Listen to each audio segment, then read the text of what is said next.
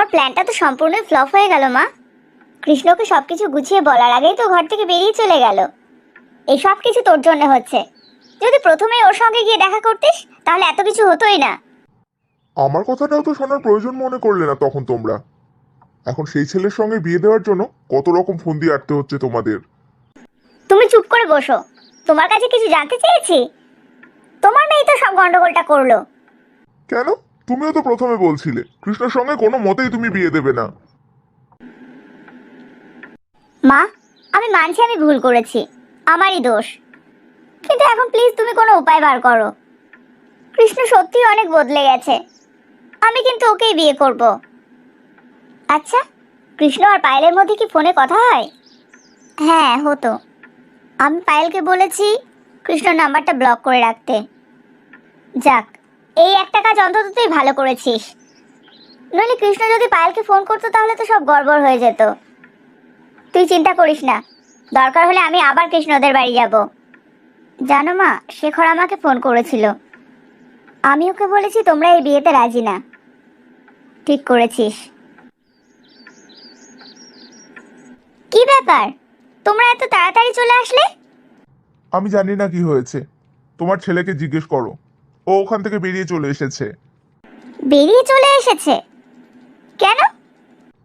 ও যে মেয়েটার সঙ্গে বাইরে দেখা করেছে সে নাকি টিয়ানা। সে আবার কি কথা? টিয়ার কোন বান্ধবী টিয়া এসেছে ওর সঙ্গে বাইরে দেখা করতো। আমি তো প্রথম থেকেই বলছি এই মা মেয়ে একদম সুবিধের নয়। কেন যে কৃষ্ণ ওই মেয়েকে বিয়ে করার জন্য পাগল কে জানে। কৃষ্ণ এখন কোথায়? ঘরে আছে? না, ও দিদির কাছে গেছে। সেই দেখেই তো আমি অবাক হয়েছি যে ও এত তাড়াতাড়ি কেন ফিরে আসলো। আমি তো ওখানে কিছুই বলতে পারলাম না। ও টিয়াকে বিয়ে করবে কি করবে না সেটাও তো বুঝতে পারছি না। কেন? তোমার বন্ধুর মেয়েও তো প্রথমে বিয়ে করতে চাইছিল না। কিন্তু এখন তো ও বিয়ে করতে চাই। আমার ছেলে যা চাইবে সেটাই হবে। কৃষ্ণ যদি তোমার বন্ধুর মেয়েকে বিয়ে করতে না চায় তাহলে কিন্তু তুমি জোর করবে না। ওর মেয়েটা কত সুন্দর হয়েছে জানো? আমাদের কৃষ্ণর পাশে খুব সুন্দর মানাবে। ওই মেয়ের যদি আমার কৃষ্ণকে বিয়ে করার ছিল তাহলে অন্য মেয়েকে পাঠিয়েছিল কেন ওর সঙ্গে দেখা করার জন্য?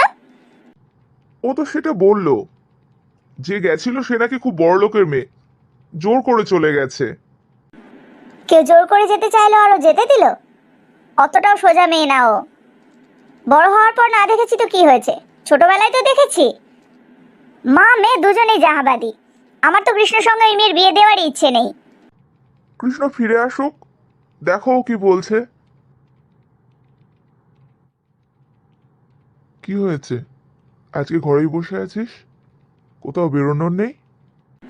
না বাপি, টিয়াদের বাড়িতে অনেক লোকজন আছে, তাই আজকে কোথাও বেরোবো না। তোকে একটা কথা জিজ্ঞেস করব। হ্যাঁ বলো না। ওই ছেলেটার বাড়ি কোথায় তুই জানিস? ওদের বাড়ি কোথায় সেটা তো আর জানার দরকার নেই বাপি। আমি একবার ছেলেটার সঙ্গে দেখা করব। তার কি দরকার আছে বাপি?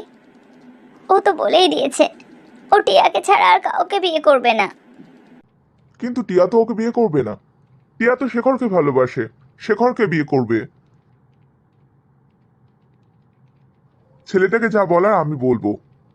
তোর যদি ঠিকানা জানা থাকে তুই আমাকে দে, আর নইলে টিয়াকে জিজ্ঞেস কর ওদের ঠিকানাটা কি। মাসিকে কেমন দেখলি? তেমন কিছু হয়নি, খুব ঠান্ডা লেগেছে, ঠান্ডা লাগা থেকে জ্বরটা এসেছে। ওখানে কি হয়েছে রে? যেটা কখনো আমি এক্সপেক্ট করিনি সেটাই হয়েছে। তোর সঙ্গে টিয়া আগে দেখাই করেনি? আজকে যাকে দেখলাম সেই যদি টিয়া হয় তাহলে এর আগে টিয়া কখনো আমার সঙ্গে দেখা করেনি। টিয়ার জায়গায় অন্য একটা মেয়ে আমার সঙ্গে দেখা করেছে, টিয়া সেজে। এটা ভাবা যায়? ওরা দুজনেই আমাকে নিয়ে খেলা করেছে। এই মা মেয়ে কি বলছে শুধু সেটা শুনলেই হবে না। ওই মেয়েটার সঙ্গেও দেখা কর। দেখা করে ওকে জিজ্ঞেস কর ও এরকম কেন করলো।